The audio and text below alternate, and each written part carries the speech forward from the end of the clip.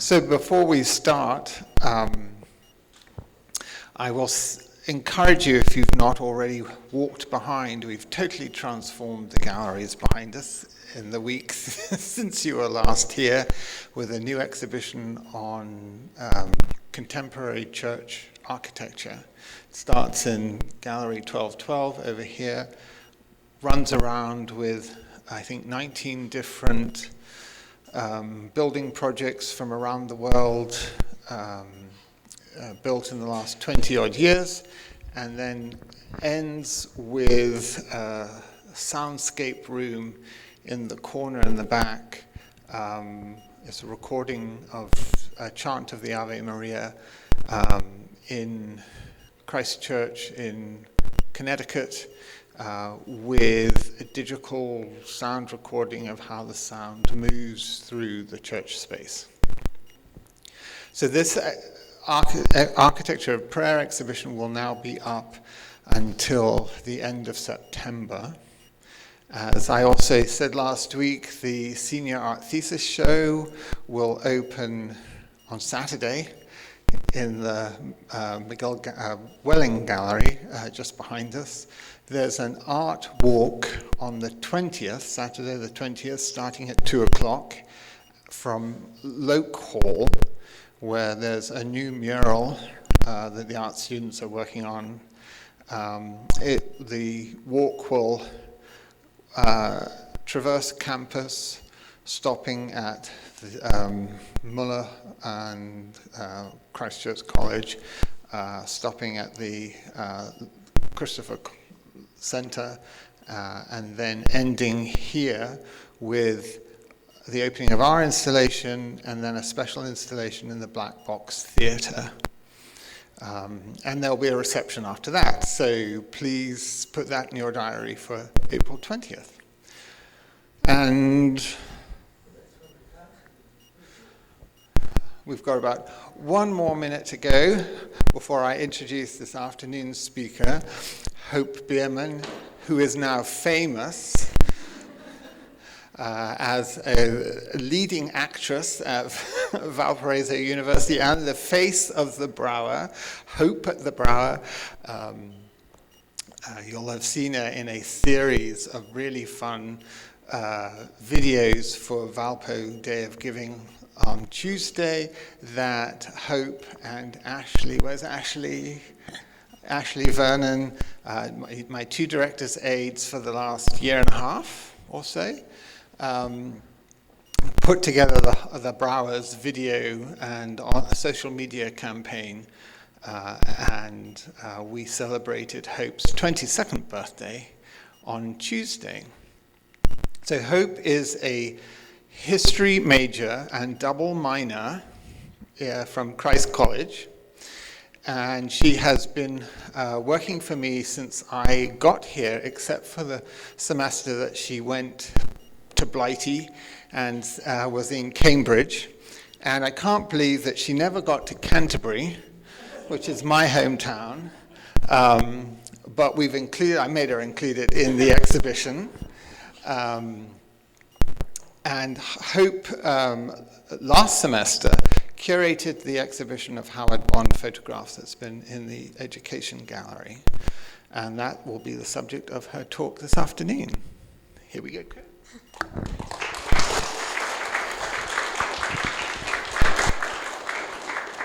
Thank you. All right. So just to start off, I wanted to talk about that process of curating the Howard Bond exhibit. Obviously, we can't see those photographs in this room, which is part of why some other Howard Bonds are up, but I did want to talk about that process. So Jonathan suggested that I could curate an exhibit, and I was very excited about that opportunity, but I didn't know exactly where to start other than with photographs. And I really started looking at photographs we have by an American photographer named Howard Bond, because we have a lot of works by him in the collection, so I thought that would be a good place to start. And I quickly found a lot of pieces I liked a lot, but I wasn't entirely clear on how to put them together, how to make an exhibit that made sense and it wasn't just a lot of pieces I thought were cool. That's not exactly a theme. And I started finding some patterns and some ways that things fit together, because we have several portfolios by Howard Bond, almost 10, I think. So there were definitely some themes already, but I didn't want to just do a portfolio either. I was taking things from different places.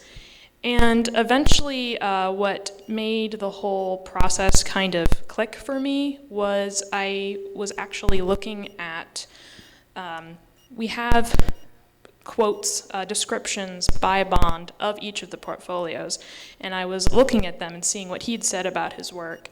And it was a quote from one of those that really made the whole exhibit make sense to me. So I'm actually going to read from Howard Bond. It's kind of long, but I think it's worth hearing. So he writes that, "To me, the subject is raw material from which to construct an image rather than something to document. As a result, the important thing is not what is in front of the camera, but rather what I can make of it. The photographic print is important to me as a beautiful object. Its function as a record is secondary. Two special opportunities for enjoyment often accompany the filling of an entire photograph with a fraction of a subject. Countless details, which probably would be overlooked when seeing the original, can be savored during leisurely inspection. Perhaps more important, the identity of the subject may not be apparent. Then, if you as a viewer have not been given too much guidance, you will be free to use your imagination and find a personal interpretation of the image. If this appeals to you, you can avoid having reality thrust upon you by proceeding to view the photographs without reading the next page. Those who prefer a photograph be a picture of something can read the titles and subject information." And that's the end of his quote, but I realized I'd been thinking of the photographs as pictures of something and not just looking at the images themselves, and thinking about them just as images, as beautiful objects. And so when I started thinking about it that way, it helped me figure out how to start solving the puzzle of the exhibit, so to speak, because it let me think about putting things together in ways I wouldn't have necessarily thought of. For example, my favorite wall in the exhibit is 3 pieces. 2 of them are cathedrals in England, and one is a picture of ferns from New Zealand. So they're very different things from very different places on the globe, but if you look at them as images, they make sense together because they all are about floral patterning, basically. And so I thought of it as looking at pattern and looking at light, and once I thought of it that way, the whole room started to come together. But another part of the whole process of putting an exhibit is actually taking the pictures up and putting them in the room, putting them in the space, which seems kind of obvious, but it does make a difference, especially because, for example, with my show, we changed which exhibit room we were going to hang them in, like halfway through the process. So we'd started figuring out how we were going to lay it out, and then things changed, and I moved into the education room, and we had to start all over again. So it's just another thing to keep in mind is the actual physical space where you are and how you can use that and how much space you have and how it affects the flow of the show and everything. Because something I've really learned during my time working here is that there's a lot of things to keep in mind when putting an exhibit together. And actually, I was lucky because for the Bond exhibit, that removed a lot of considerations because they're all about the same size, they're all the same artist, they're all from the same time period, they're all the same color, so to speak, because they're all black and white. So there aren't a lot of differences to keep in mind and consider when putting things together. And it made it so I could just focus on the images. So that's basically how I went about curating that exhibit.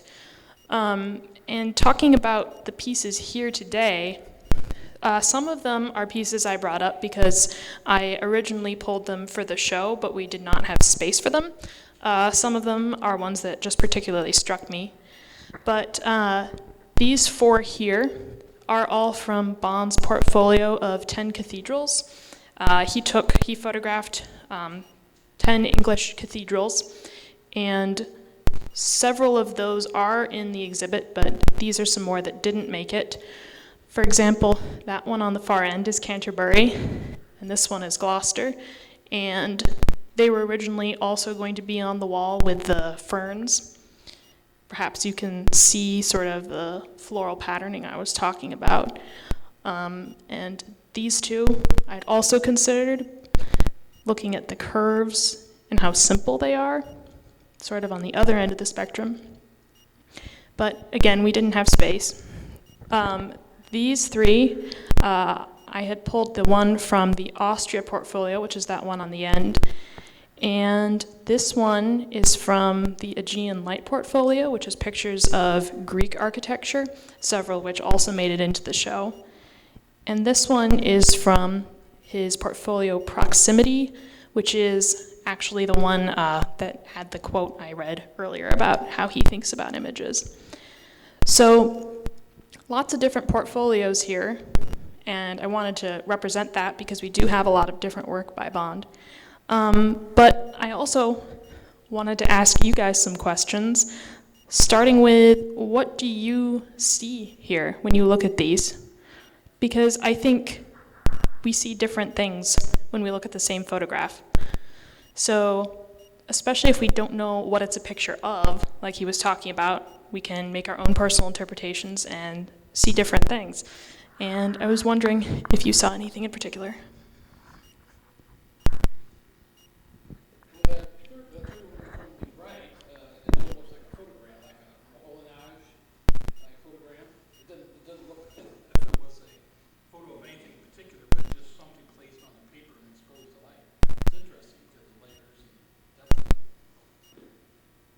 Yeah, yeah.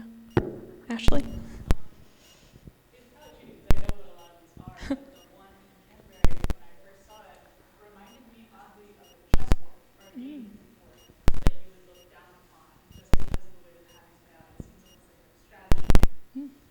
Yeah, yeah. Yes, that's a good point. Mentioned a photogram, and not necessarily being a picture of something, but just having different layers and letting it be exposed a long time. Ashley mentioned that Canterbury, which is the picture on the end, looked almost like a chessboard or a strategy game. Yeah. Yeah.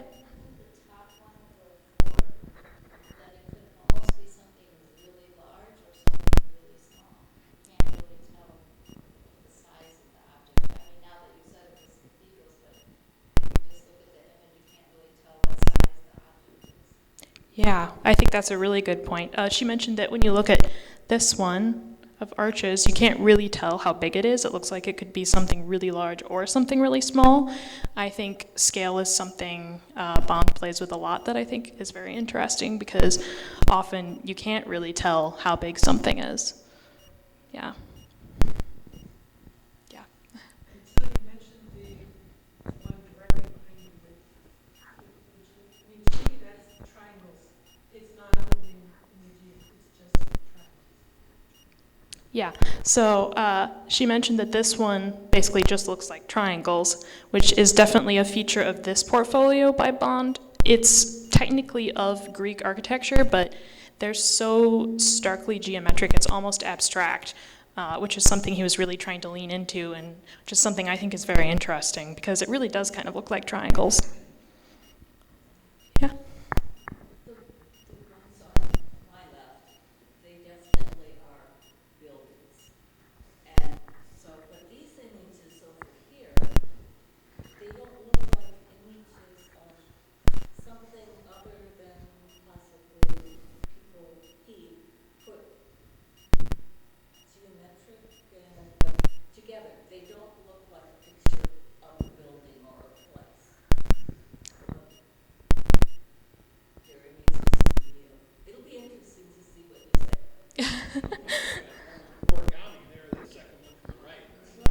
Yeah, so basically talking about how these just look really geometric and not really like pictures of something. This one sort of looks like origami. Yeah, I think that's very true. This one is also a building. You can't really tell. It's got walls and windows. But yeah, that's really something I wanted to point out. They almost just look like shapes. They almost just look abstract rather than like pictures of something. And I think it's it's definitely a different perspective than I normally have when thinking about photographs, and I sort of wanted to emphasize that if it's something other people don't think about as much as well. Looking at the image itself, not what it's imaging, not what it's a picture of. Yeah. Yeah.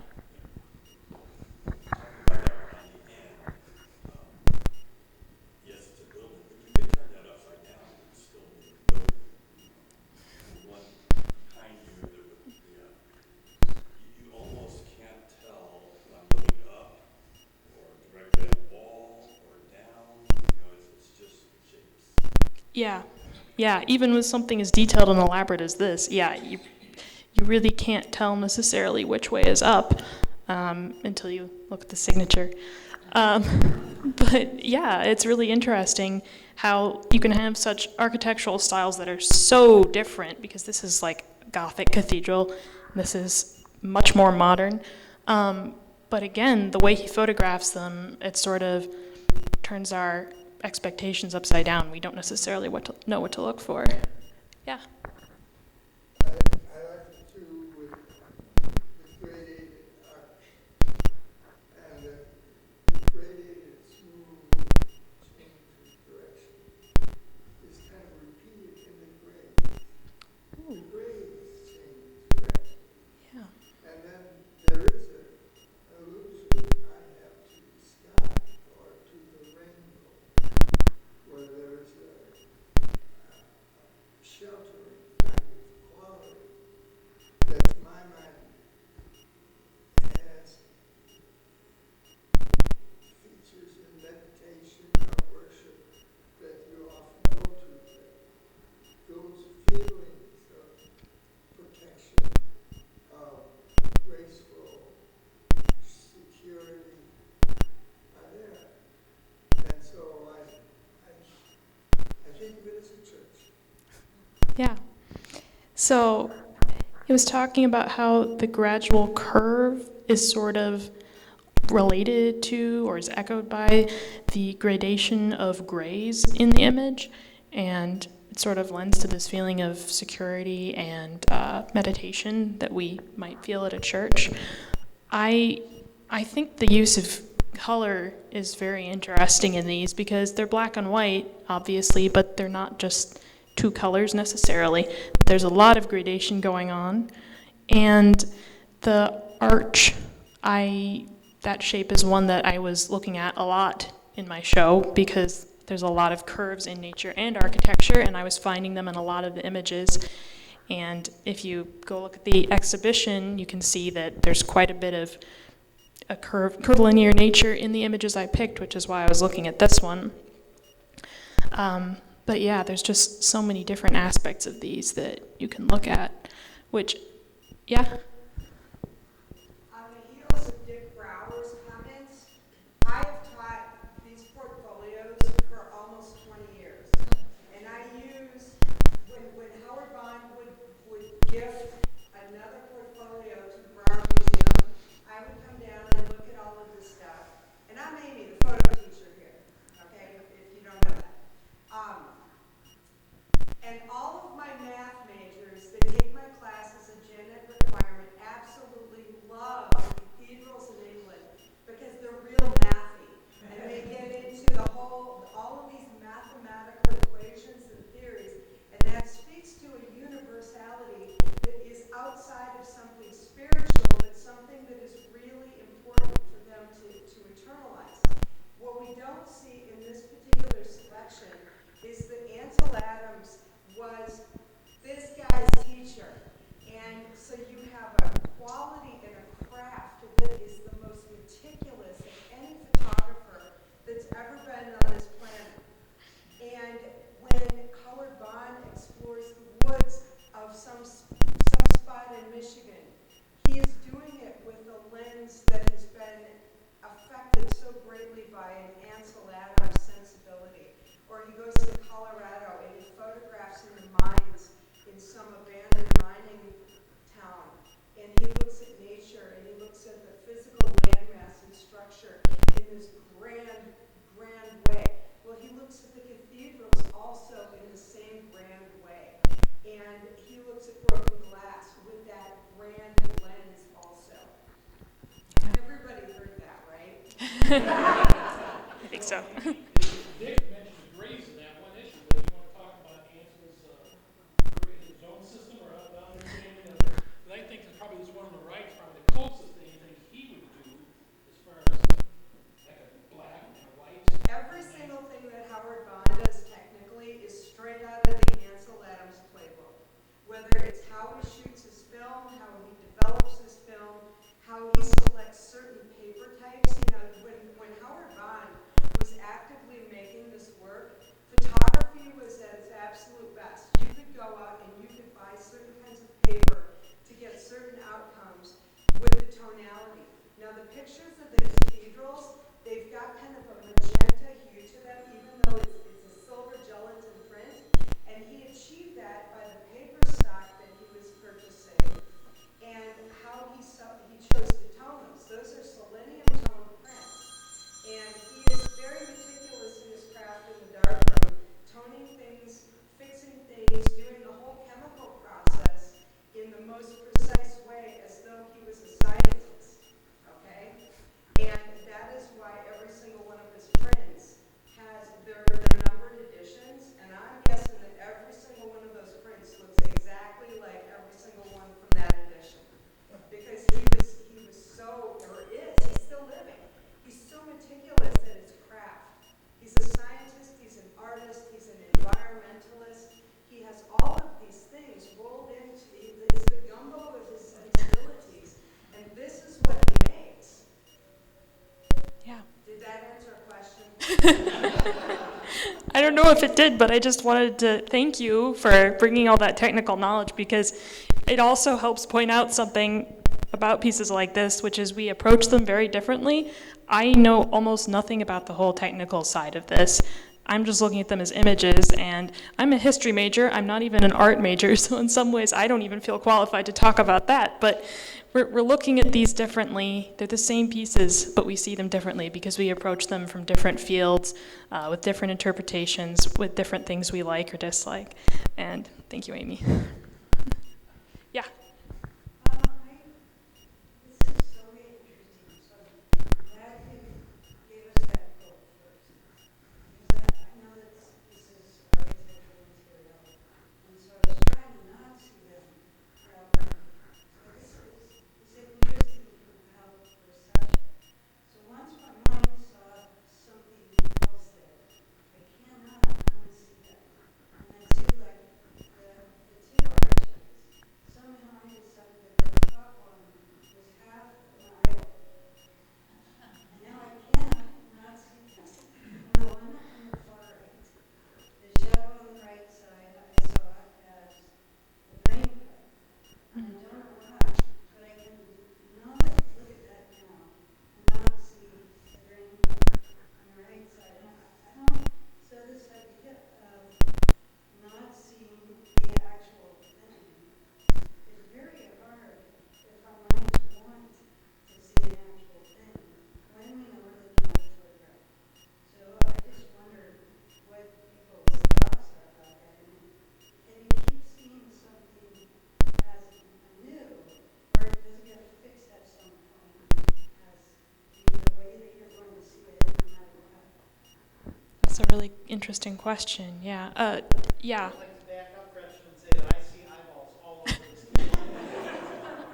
Because they're so defamiliarized, and my brain latches onto what looks like a human that's in the photos. And certainly those three in the middle, I definitely see eyes. Interesting. Yeah. Yeah, you and then you. I would think the third one from the right is probably not one of the math students' right. But it looks to me like something straight from nature. I mean, with maybe two rocks partially submerged in water. Something that it's very different from the other one, I think. It is, yeah. I'm not going to spoil what it is yet, because when I'm done talking, I was going to let people come up and read the labels. Like last week, read the labels, and then you can go back and ask some more questions now that you have more information. But that's a very interesting observation, and I agree, it is different from the others. Did you have something? Well, just a comment about not being able to see anything else is that you said in the beginning that you put those things together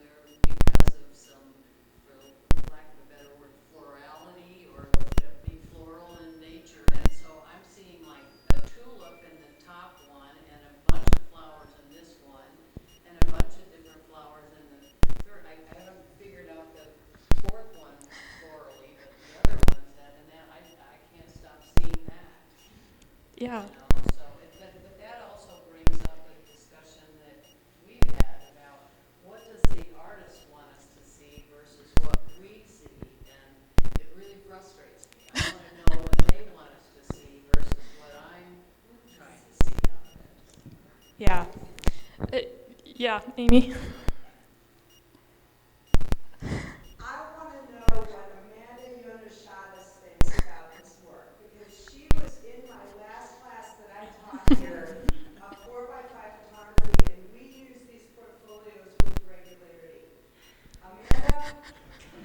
Do you have any thoughts? Well, I like the way that you split them because I think I would have arranged them in a different way, but it's like these sides are very round and like soft. I mean, even though I started out with this, and these are very geometric and like this, I know what that is, but I don't know what that is.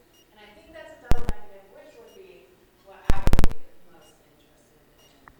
And hopefully I didn't learn your script.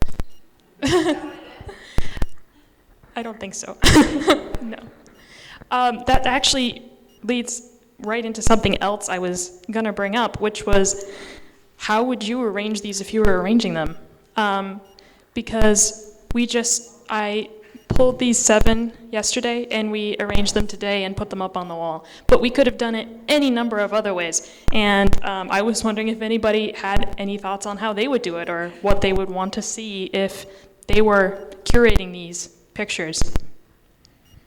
Yeah. I think there's a beautiful comparison between the images that are graded like that and those that are so stark, so that you can do comparisons. And my mind just says, these are the same, this is the same artist, photographer who did these.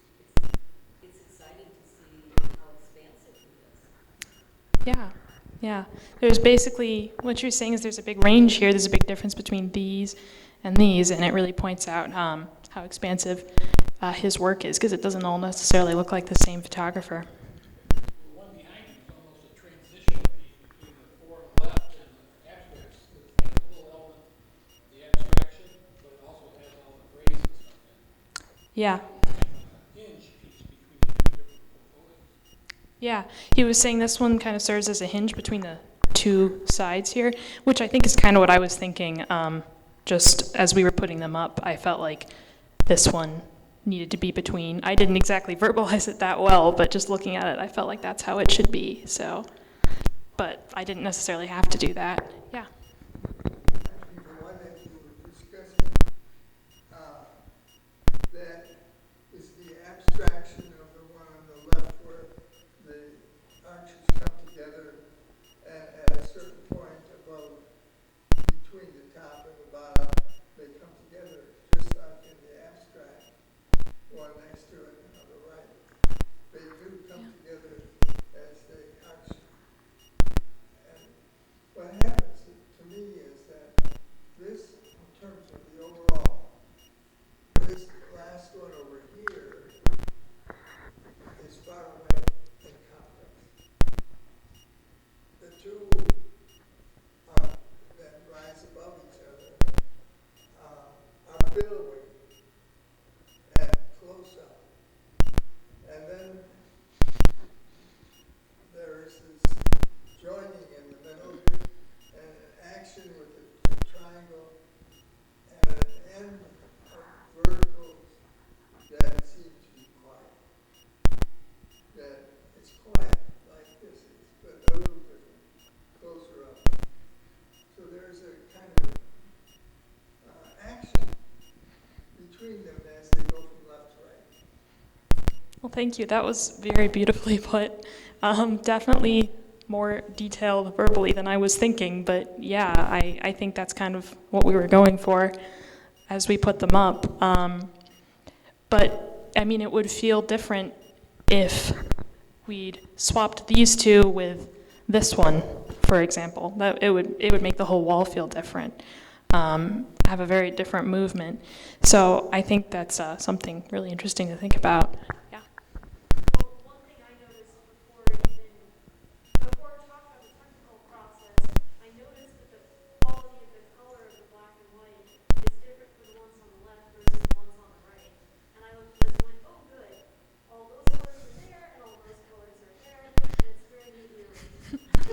Yeah, yeah.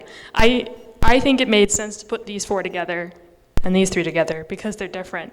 But you could mix them up just to be jarring and like to point out that difference too. Like that's another way you could do it if you wanted to emphasize that. So it's really sort of the story you want to tell with the wall, with the room. And I would recommend that you go into the education gallery to Hope's show and firmly planted on your 2 feet spin around. And you'll see what we've all been talking about as you spin around the room, rotate around the room. Because we grouped the Greek images where he's abstracted the architectural elements of Greek buildings and then highlighted or exaggerated the blacks of the shadow and the whites of the wall to have these strong contrasts of shapes. And then we moved into Gothic architecture with the fern flower pattern. And then as you move around the wall, you see these transitions taking place. And then you come back full circle. And I really like the way that Hope arranged that room so there is a nice smooth transition. Whichever way you spin, you get a sense of what we've been talking about, and this photographer's control of light and contrasting it or slow gradations and all the permutations of gray. Yeah. Yeah. I wouldn't call that geometric and that architectural, just because. So, is he doing this kind of art at the same period, or are these his types as he goes through his career? That's a good question. I don't remember all the dates for these specific portfolios very well. This one is early. These are a little later, but I think I remember that the Greek one is even later. So I feel like he's kind of gone back and forth some. Does that sound right? Right, I think because Cathedrals is 2001. Yeah. So I think he plays back and forth. Yeah, which is interesting. It's not like a clear line of moving a certain way. Yeah. Well, yeah. Your talk is about your curating, and I think what everybody here is saying is he did a really good job. Thank you. Thank you.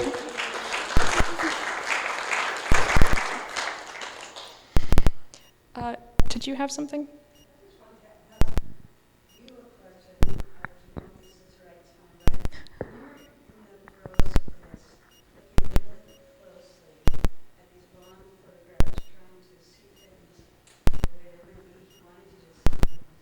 I'm curious how that affected your vision when you left this building. Like, what did you see on campus?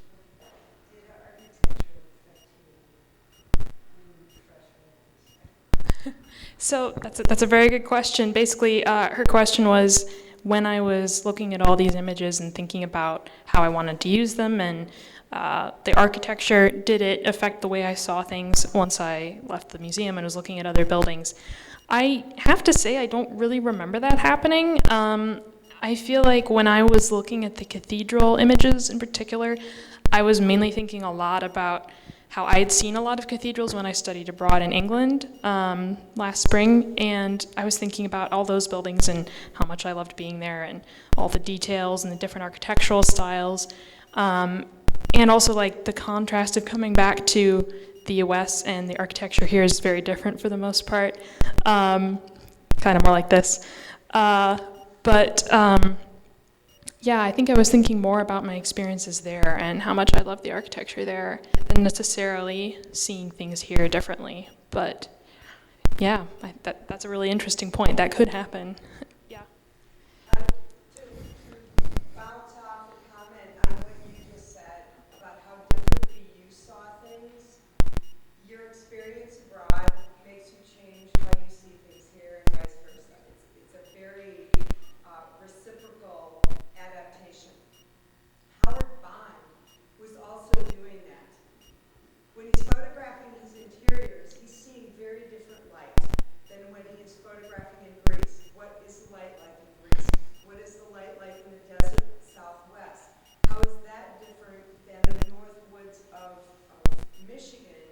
how is that different than the higher altitudes in Colorado?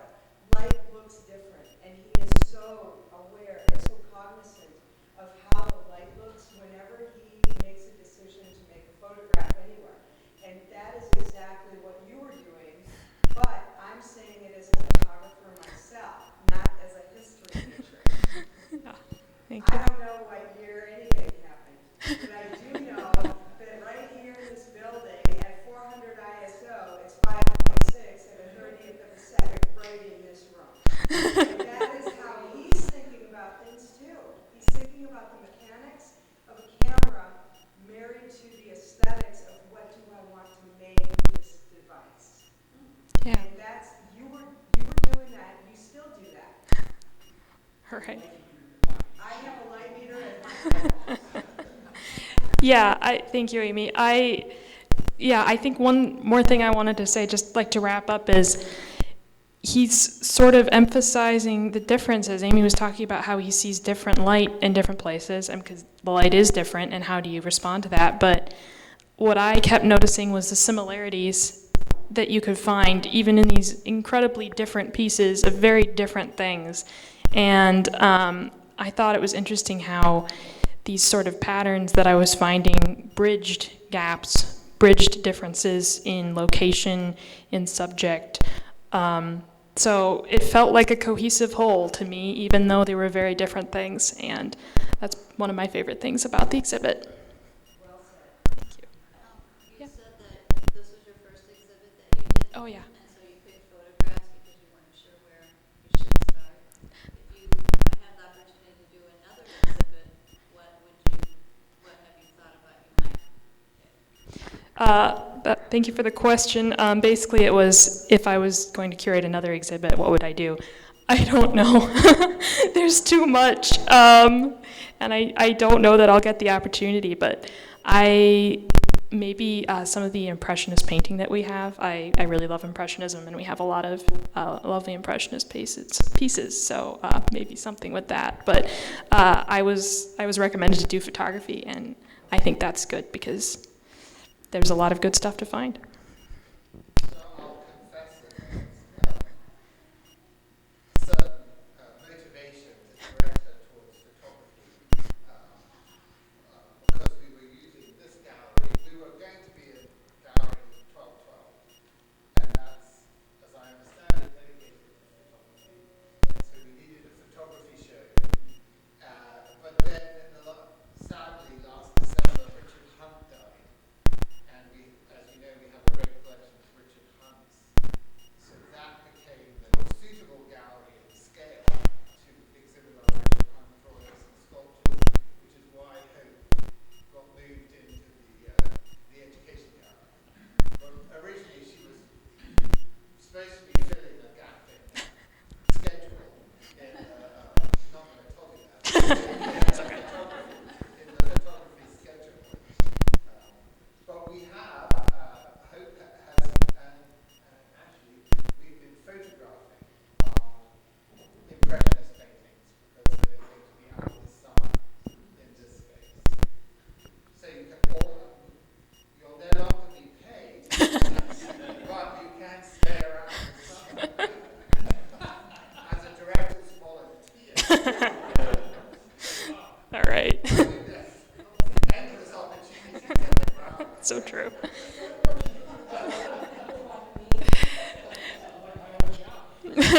Well, if you wanted to come up and look at these closer for a little bit, this would be the time to do that. Yeah. Thank you.